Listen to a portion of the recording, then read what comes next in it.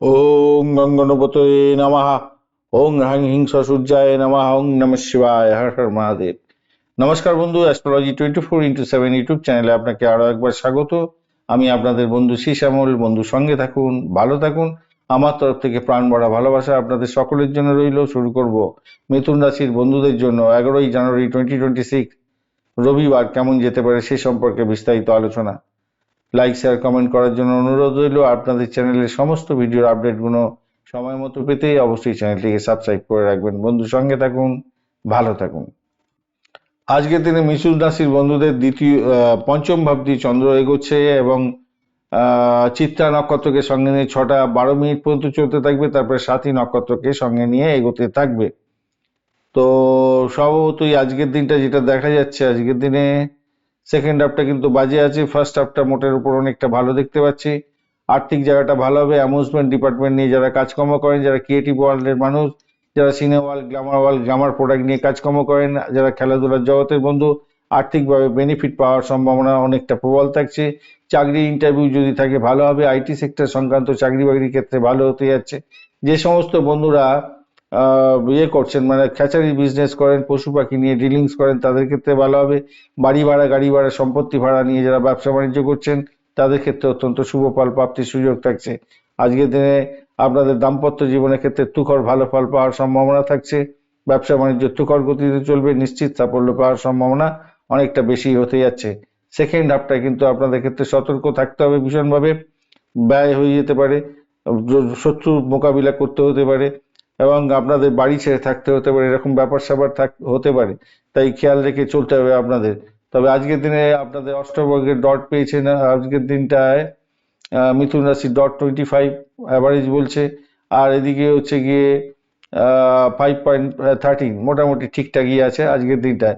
শরীর স্বাস্থ্যের ব্যাপারে যেটা দেখা যাচ্ছে, পেটের সমস্যা, স্নায়ুবিক দুর্বলতা বাড়তে পারে আপনাদের ক্ষেত্রে। তবে জীবনী শক্তি পাবেন।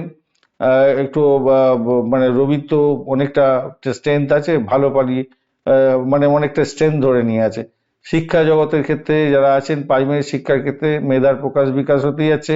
উচ্চশিক্ষার ক্ষেত্রে সম্পূর্ণভাবে ভালো হতে যাচ্ছে। আর্থিক জায়গাটা ফাটকা, লটারি, শেয়ার মার্কেট থেকে আকস্মিক লাভ ওঠানো এবং আপনার শ্বশুর বাড়িতে কিছু প্রাপ্তিযোগ হওয়ার সম্ভাবনা থাকছে। তবে বঞ্চনা চর্বিতি যোগ থাকার কারণে আর্থিক লেনদেনের ক্ষেত্রে এবং কোনো ডকুমেন্ট সাইন করার ক্ষেত্রে সতর্ক থাকতে হবে। আজকের দিনটা চাকরির জায়গাটার ক্ষেত্রে মোটের উপরে ভালো। চাকরিতে লেখালেখির মাধ্যমে বা যারা ক্রিয়েটিভ কাজকর্মের পেশার সঙ্গে যুক্ত আছেন ভালো হতে যাচ্ছে। আগেই আলোচনা করেছি, ব্যবসা বাণিজ্যের জায়গাটা ভালো। আমদানি রপ্তানি ব্যবসাতে যারা যুক্ত আছেন অত্যন্ত ভালো হবে। অংশীদারি ব্যবসা বাণিজ্যের ক্ষেত্রে একটু বিবাদ বিতর্ক হতে পারে, সেদিকটা খেয়াল রেখে চলুন। প্রেমের ক্ষেত্রে আজকের দিনটা শ্রেষ্ঠতম দিন হতে যাচ্ছে। প্রেমের প্রস্তাবও আসতে পারে, নতুন প্রেম করতে পারেন, ভালো হবে। দাম্পত্য জীবনের ক্ষেত্রে কিছুটা উত্তেজনা থাকলেও সম্পর্কের ভাঙন রোধ করতে করার জন্য চেষ্টা করতে হবে এবং ভালো থাকবে, ভারসাম্য থাকবে মোটামুটি। সন্তানের জায়গাটা আনন্দদায়ক জায়গা তৈরি হতে যাচ্ছে। শুভ সংবাদ পেতে পারেন। ধর্মীয় কোনো স্থানে ভ্রমণের ক্ষেত্রেও ভালো হতে যাচ্ছে আজকের দিনটা।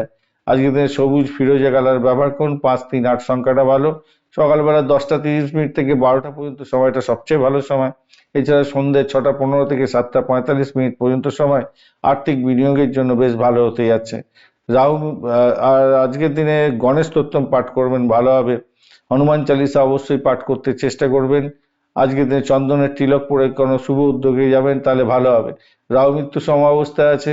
বৃহস্পতি রেট্রোরে হঠকারী সিদ্ধান্ত নিতে যাবেন না আর্থিক ব্যাপারে।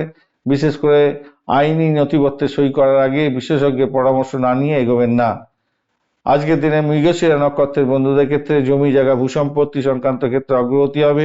কথা বলার সময় কঠোরতা পরিহার করার চেষ্টা করুন। আদ্রা নক্ষত্রের বন্ধুদের ক্ষেত্রে আজকের দিনটা উচ্চ আকাঙ্ক্ষা পূর্ণ হতে পারে। আকস্মিক কোনো সুযোগ আসতে পারে, তবে ব্যয়ের পরিমাণও বাড়বে।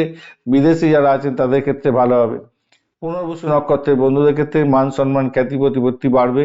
আধ্যাত্মিক কাজে শান্তি পাবেন এবং গুরুজনদের আশীর্বাদ পেতে যাচ্ছেন। ধন্যবাদ বন্ধু, ভিডিওটি দেখার জন্য। লাইক শেয়ার কমেন্ট অবশ্যই করবেন।